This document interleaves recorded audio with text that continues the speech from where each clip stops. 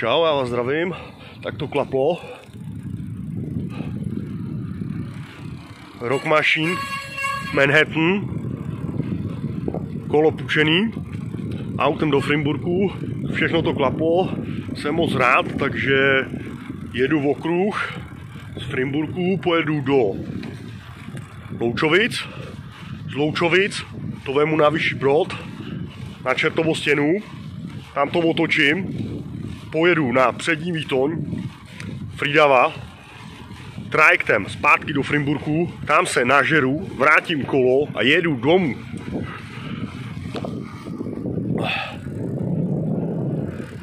Je to tu nádherný.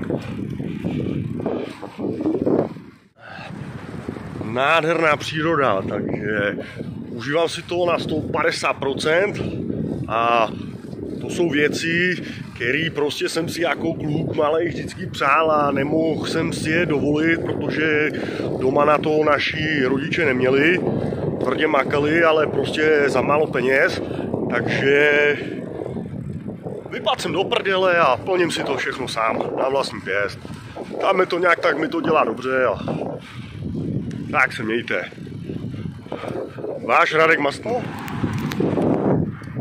Právě jsem projel kemp Modřín, vidíte žádné drama, slunko pěkně pod mrakem, je asi nějakých 20 stupňů, jedu tady po hodutílkou, kraťáky, sandále.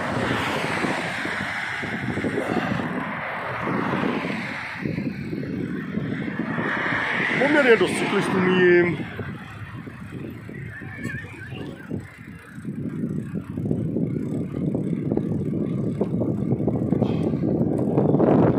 Tak krásně jsem si projel Marina Beachem, Marina Lipno Beach,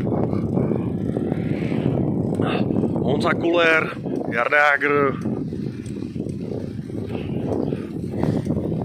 chystá se tam nějaký obrovský závod. Honza Koller to je hlavně tvář Hajsence, takže ten byl v jejich stánku, ten přede mnou utek, Jarda Jager to samý. Tak já vesele si pokračuju na svém půjčeném Rock Machineu Manhattanu dál. Jedu na Loučovice, říkám opět, nádherná trasa, kolo šlape jako hodinky, cesta nádherná, příroda úplně krásná, klidně vám tady ukážu. Nádherný splávek, bomba neskutečná. Potkal jsem kluky ze Slavkova čirou náhodou. Tak se ptali, že to tady chtějí obět malej okruh, tak jsem je navigoval. Super kluci. Dobrý den. Tak, pokračuju dál na Čertovou stěnu. Tak, krásně vidíte, Loučovice, zastávka železniční, příroda úplně neskutečná.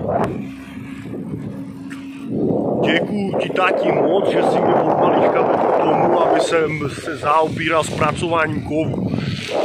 A děkuju Němcovi, že mě dal tu šanci, že jsem mohl zautomatizovat ve fabrice linku, že si můžu všechno dovolit. Tak, vesele si projíždím Loučovicema v plný palbě. Tak. Žádný drama, žádný stres. Trajekt z Přední Výtoně z Frídavy jede každou hodinu, takže podle toho se naplánuju a mám to v píči. Tak. Úspěšně jsem projel Loučovicema. Tak, tady můžete vidět ceduly. Tak a jedu krásně Čertova stěna. Říkám, cesta úplně nádherná, pěkná asfaltka, cyklostezkej nový, všechno krásný, pěkný. Tak, jedem. Tady můžete vidět konec plavebního kanálu, jak je to tady rozšířený a vyvýšený.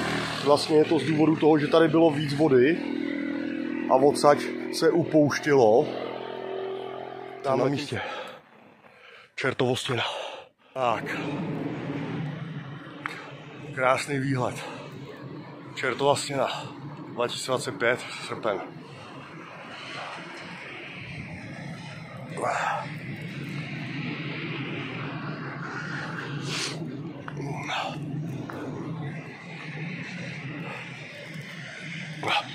Ráďas, čus.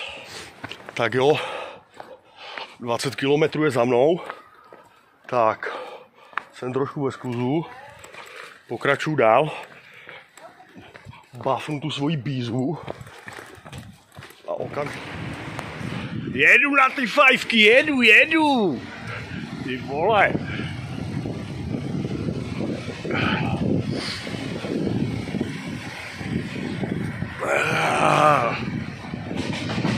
Vlak! Regio Panther, vemi v patách, ty píčo. Jej! Křižovatka velký rozcestí.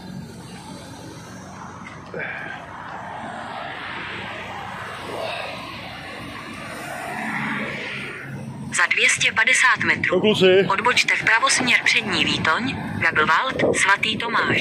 Tak do finále právě jsem projel kolem ubytování Albatros, míjím kostel, penzion bydlítka.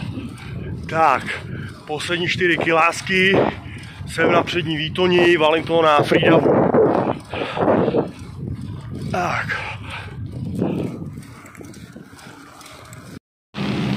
Tak čau, přijíždím elektrárnu.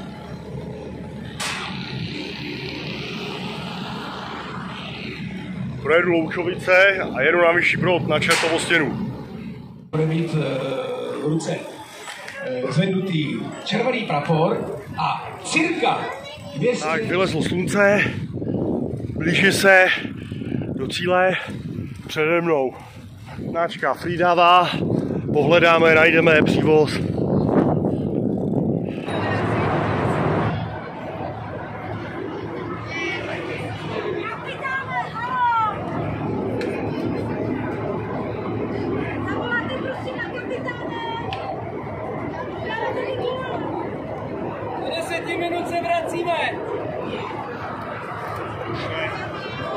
Tak, kapitán to rozhodl 10 minut.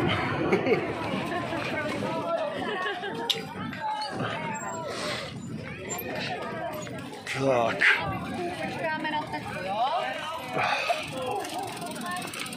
Promiň.